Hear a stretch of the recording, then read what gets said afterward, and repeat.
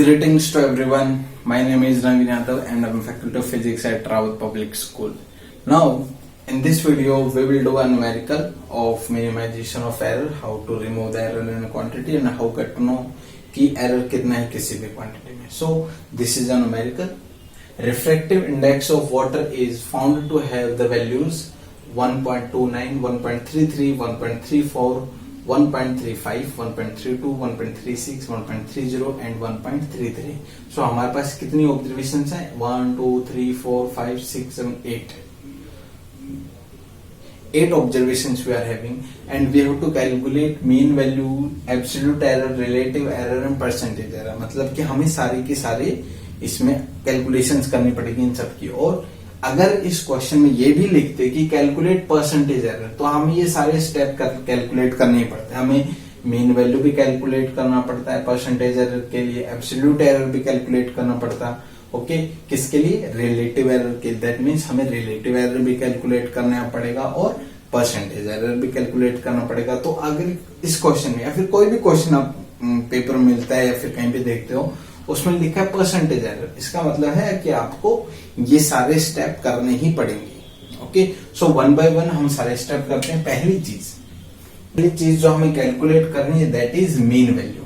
Okay, so मैं इस question को इरेज कर रहा हूं. आई होप आप सबने लिख लिया होगा.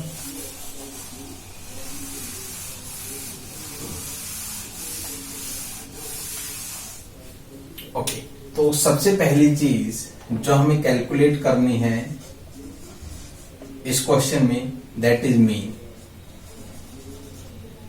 सबसे पहले हमें मीन कैलकुलेट करना पड़ेगा. मीन वैल्यू हमें कैलकुलेट करनी है. ओके, सो मीन वैल्यू हम कैलकुलेट कैसे करते हैं? हमारे पास फॉर्मूला है that is a mean is equals to 1/n summation a i is from 1 to n.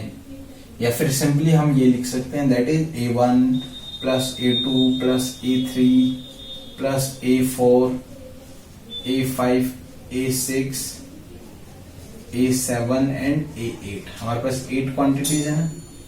सो इन सबको हम ऐड करेंगे divided by 8. Okay, so this is the formula we are going to use. और इन सब में A1 A2 A3 A4 A5 A6 इन सब की values put कर दो. अब A1 की वैल्यू हमारे पास कितनी थी? 1.29.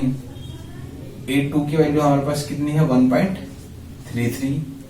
ओके, A3 की वैल्यू हमारे पास कितनी है?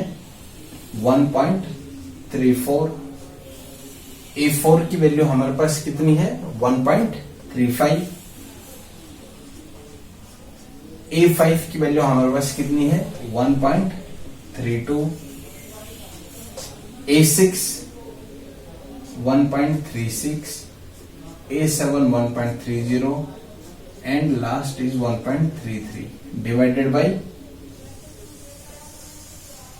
8. Okay, this is way of calculating mean of the quantity. So mean यहाँ पे कितना आएगा? इन सबको ऐड करेंगे हम डिवाइडेड बाय 8. ओके, इन सबको ऐड करने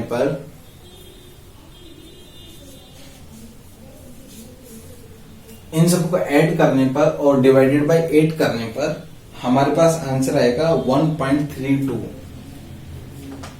1.32. अब कुछ बच्चे बोलेंगे यहाँ पे हमने यूनिट क्यों नहीं लिखी? बिकॉज रिफ्रैक्टिव इंडेक्स की कोई यूनिट नहीं होती. अगर आपको कोई और टर्म दे रखी है जैसे टाइम मेजरमेंट कर रखा है उसने और टाइम की रीडिंग से, तो आप यहाँ सेकंड लिखोगे.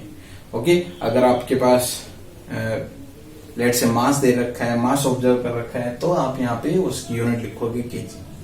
Okay, now this is mean. और हम ये बोल सकते हैं this is most true value on in physics. Okay, now second step is to calculate absolute error. अब एब्सोल्यूट एरर फॉर्मूला जैसे कि हमने पिछले वीडियो में देखा था, absolute error represented by delta और फर्स्ट क्वांटिटी में the delta A1 is equal to क्या हो जाएगा? A mean minus A1. Okay, तो फर्स्ट क्वांटिटी का एब्सोल्यूट एरर कितना होगा? 1.32 माइनस 1.29. ओके, तो ऐसे ही डेल्टा A2 कितना हो जाएगा, A mean minus A2, this is equal to 1.32 minus 1.33। Delta A3 कितना होगा, AM minus A3, this is 1.32 minus 1.34। Okay, ऐसे ही delta A4, delta A5, delta A6, delta A7 and delta A8। Okay, क्या होंगे, AM minus A4, AM minus A5, this is AM minus A6, this is AM minus A7, this is AM minus A8। Okay, इसको हम calculate करेंगे 1.32 minus 4th value 1.35, 1.32 minus 1.32, next 1.32 minus 6th value 1.36,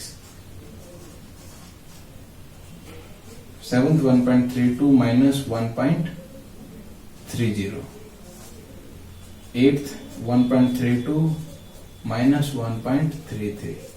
okay, अब इनके सबकी calculations हम करेंगे, that is 1.32 minus 1.29, तो answer इसका कितना आएगा, 0.03। ओके, इसका करेंगे तो क्या आंसर आएगा, this is minus 0.01। Okay, next that is minus 0.02, next minus 0.03, this is 0, next is minus 0.04, 0.02, minus 0.01. Okay, these are the absolute errors in the quantity. Okay, these are the absolute errors in a quantity.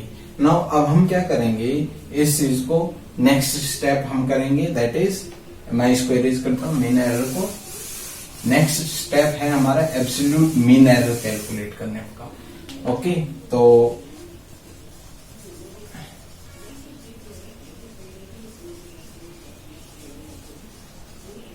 Absolute mean error कैसे calculate करते हैं, it is represented by delta AM which is equals to 1/n summation of all the absolute errors।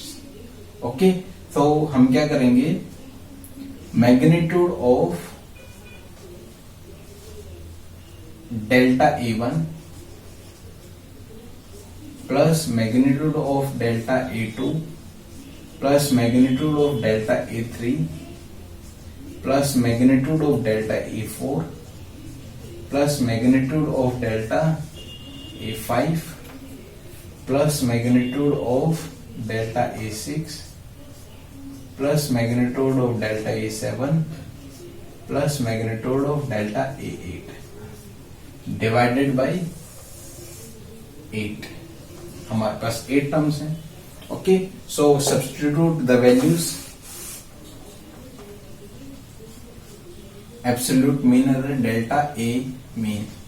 Okay, जितनी negative values हैं सब क्या हो जाएंगी, positive, क्योंकि हमने यहाँ पे क्या लगाया है, मोड लगाया है। ओके, मोड में क्या होता है, जितनी भी नेगेटिव वैल्यूज है वो भी सब पॉजिटिव में कन्वर्ट हो जाएंगी। तो हम यहाँ पे सिर्फ एडिशन करेंगे, that is 0.03 plus 0.01 plus 0.02 plus 0.03 plus 0 plus 0.04 plus 0.02 plus 0.01 divided by 8।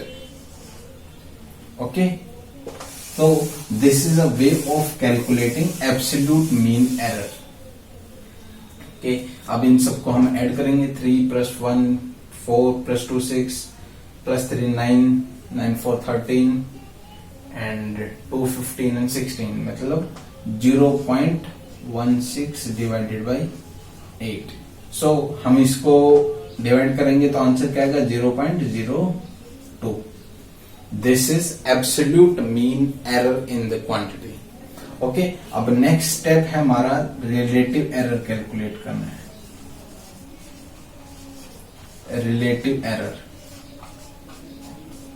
and relative error it is represented by delta, and formula for it is delta A mean divided by A mean, absolute mean error divided by mean।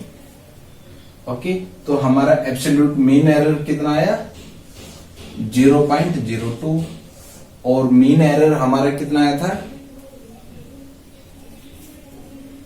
1.32। Okay, सो ये हमारा relative error 0.02 divided by 1.32।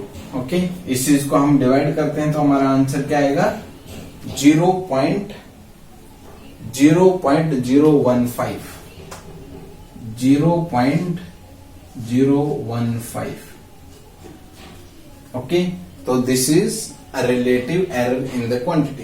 Okay, the next thing जो हमें करनी है that is